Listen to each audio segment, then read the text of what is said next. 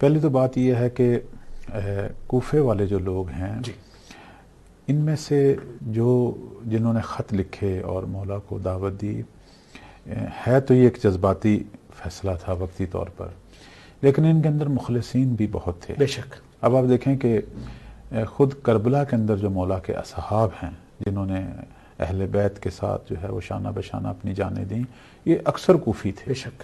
یعنی بلکہ یوں کہہ لیں کہ 99% جو ہیں یہ لوگ سارے کوفی تھے، یعنی کوفہ کے ہی لوگ تھے جو مولا کے ہمراہی کر رہے تھے. اور وہ لوگ جو کوفہ میں شہید ہو رہے تھے جیسے جناب ہانی ہیں یا کوفہ کے اندر قید و بند میں تھے، وہ یہی مخلصین تھے. بے شک. اب یہاں صرف 2-3 چیزیں ہیں. ایک تو وہ یہ ہے کہ امام کو دعوت تو دے دی، لیکن مولا امام حسین علیہ السلام کے آنے کے لیے مناسب تیاری نہیں کی کوفے والوں نے، اس لیے ابن زیاد کی سازشوں کا جلد شکار ہو گئے. صحیح. ایک تو یہ ہے. دوسرا یہ ہے کہ مولا سے مسلسل رابطہ نہیں تھا ان کا، یعنی ایک فضا جو ہے صحیح معنوں میں ہموار نہیں کی.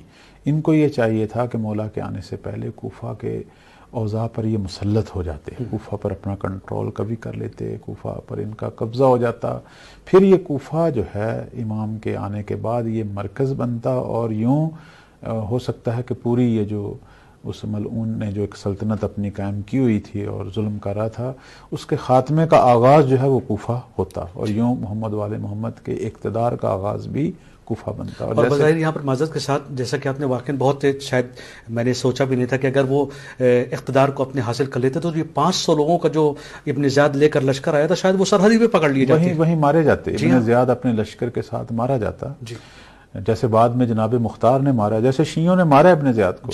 ابن زیاد کیا ہے، کوئی ہوا تو نہیں تھا، کوئی ایسا کوئی ہم یہ کہیں کوئی شیطان، ایسا کوئی غیر انسانی وجود تو نہیں تھا. بعد میں جناب مختار کی فورس نے مارا، ابن زیاد کو مارا، ان سب قاتلین کو مارا. تو یہ ابن زیاد جو ہے یہ بعد میں جو چند لوگوں کے ساتھ آیا اور کوفے پر مسلط ہو گیا، جو 1 لاکھ سے زیادہ جس کی آبادی تھی، جس میں اکثر وہ لوگ تھے کہ جنہوں نے سید الشہداء کو دعوت دی تھی. تو کیوں مسلط ہو گیا؟ کیونکہ ان کے اندر اختلافات تھے آپس میں، قبائلی اختلافات تھے. پھر اقتدار کس نے لینا ہے، لیڈر کس نے بننا ہے، جیسے آج بھی ہم 2-4 ہیں. پھر ایک دوسرے پر بد اعتمادی تھی، پھر دنیا طلبی بھی تھی، پھر جہالت بھی تھی، مناسب معرفت نہیں تھی. عقیدت تھی امام سے